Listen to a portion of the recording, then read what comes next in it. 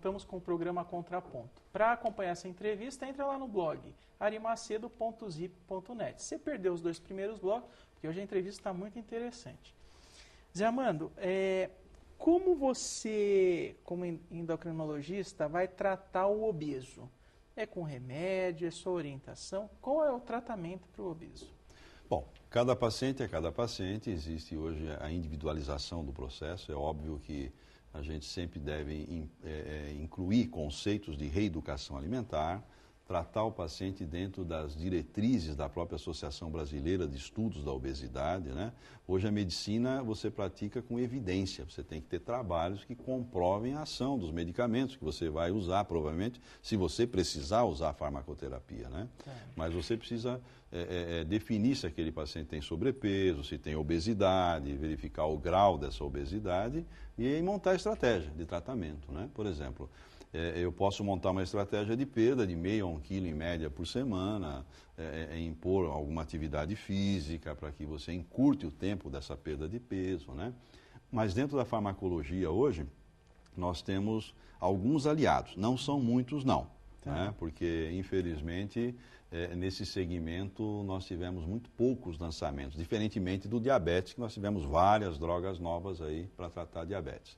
Mas ainda na obesidade, dependendo do caso, né, nós utilizamos medicamentos, por exemplo, em adolescentes, né, nós usamos muito Orlistat, né, que é uma droga que inibe uma enzima produzida pelo pâncreas agente, ou melhor, compete com essa enzima, diminuindo a absorção de ácidos graxos. Não é muito comum a barriguinha, né, que chamava-se barriguinha da prosperidade, que hoje de prosperidade não tem nada, né?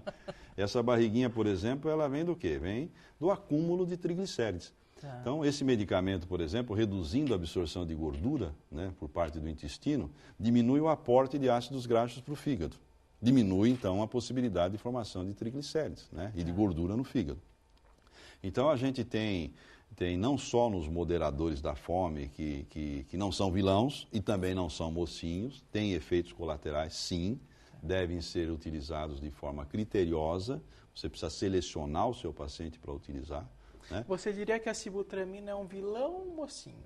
A sibutramina, na verdade, ela se enquadraria numa classe de medicamentos que você pode utilizar, desde que você não use, né, num paciente hipertenso, por exemplo, porque ela pode elevar a pressão, não é?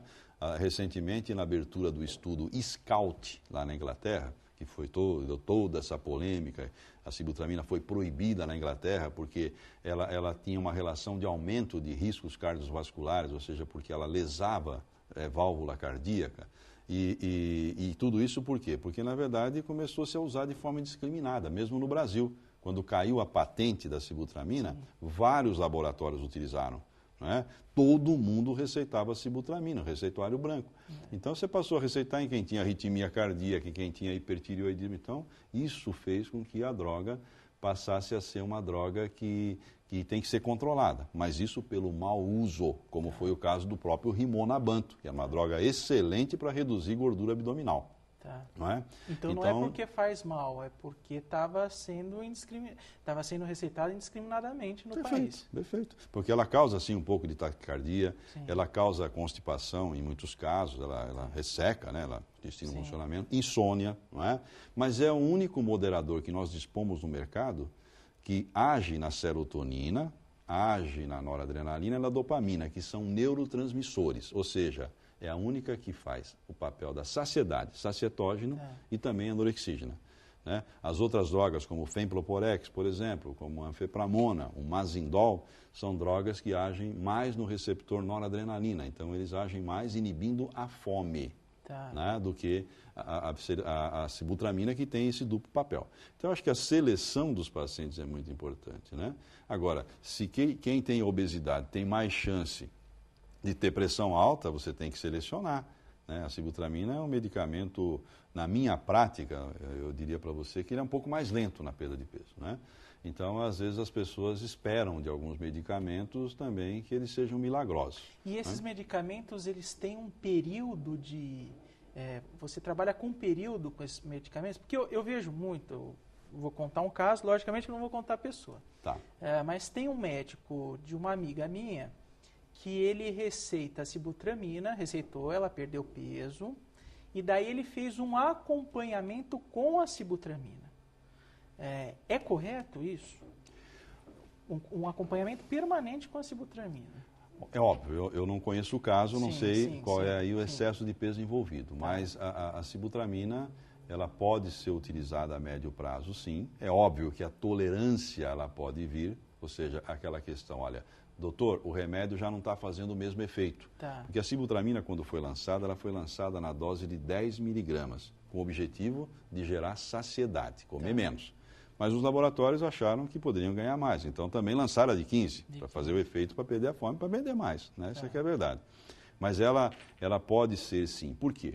Porque dependendo do excesso de peso que essa pessoa tem, esse excesso de peso, ele é muito mais vilão, ele causa muito mais danos à pessoa do que os próprios efeitos ou as reações adversas da sibutramina. Então existe essa teoria, não só em relação à sibutramina. Tá. Mas a sibutramina, como você tem uma perda de peso mais gradual, ela é usada mais a médio, longo prazo, sem nenhum problema, desde que você tenha um paciente que não tenha contraindicação para ela. E em relação à redução de estômago, qual é a sua... como você vê a redução de estômago? Bom, a cirurgia bariátrica, na verdade, ela tem suas indicações, né? Para isso que a gente hoje tem protocolos, a própria Associação de Cirurgia Bariátrica, a própria ABESO, que é a Associação de Estudos da Obesidade, define, né, como um fracasso no tratamento após 2 anos, né, com orientação alimentar, né, com atividade física, com farmacoterapia, com medicamentos, você fracassou e esse paciente tem um índice de massa corporal acima de 40, ele tem uma obesidade mórbida ou tem uma obesidade extrema, a indicação nesses casos é bem-vinda. É óbvio que índices de massa corporal entre 35 e 40, com patologias associadas, né? Patologias como diabetes, uma hipertensão de difícil controle, né? Onde o paciente tenha um risco cardiovascular aumentado, há possibilidade, né, de você fazer a cirurgia bariátrica. É óbvio que para cada caso você tem que fazer um estudo da melhor técnica, né? A gente tem hoje a técnica mais utilizada tanto nos Estados Unidos como no Brasil, que é a técnica do Y de Roux, que é a técnica de Mason, né? E nós temos hoje técnicas que tratam diabetes, que ainda, né, tem todo um aspecto de você construir e desconstruir o próprio tratamento do diabetes, através da cirurgia bariátrica, que exclui o duodeno. Qual é a lógica? Você reduz o estômago da pessoa, ou de forma horizontal ou vertical, né? Você traz o jejuno, você exclui 1 metro de alça intestinal, que envolve o duodeno, e a lógica é a seguinte, é fazer com que o alimento, né, na maioria dessas cirurgias, chegue de forma semi-elaborada, não digerida, na porção terminal do intestino, que é o ilho, intestino delgado, intestino fino, e com isso libere mais o GLP-1, que é o glucagon-like peptide 1, que é um hormônio, um nome difícil, né? É palavrão. E o próprio GIP, que é palavrão, para que a pessoa possa, então, liberar mais insulina, né, através do seu pâncreas, estimular o pâncreas a liberar mais insulina, mas principalmente fazer com que o glucagon, que é um hormônio antagônico à insulina, haja menos. Vê que é difícil explicar, mas a cirurgia bariátrica, ela tem o seu papel sim, ela vai continuar sendo utilizada, mas ela não pode ser confundida com uma cirurgia estética, tá? Eu acho que tem que ter muito critério. Deus fez a gente de um jeito, né? A gente tem muitas invertidas em algumas cirurgias, a gente tem sim mortalidade, né? Pessoas morrem fazendo a cirurgia por embolia, por insuficiência renal. Tem que ter uma boa equipe fazendo essa cirurgia, um bom serviço. E explicar para pessoas que elas vão ficar dependentes de remédios também de suplementação para o resto da vida. Tá, nosso tempo está esgotado, mas eu queria te fazer uma última perguntinha. Em relação à ração humana, você indica ou não? A ração humana, na verdade, ela surgiu agora nos últimos tempos com um enfoque, vamos dizer assim, de você selecionar alimentos que contenham muita fibra. Olha, a linhaça, por exemplo, que compõe o trigo, os farelos. Não há nenhum tipo de problema. Nós médicos, na minha conduta, eu não indico. Até porque isso não faz parte das diretrizes. Mas também não contraindico, né? Porque, na verdade, ela é um suplemento alimentar. tem calorias, mas as pessoas usam um pouquinho, uma colher, né? E é natural.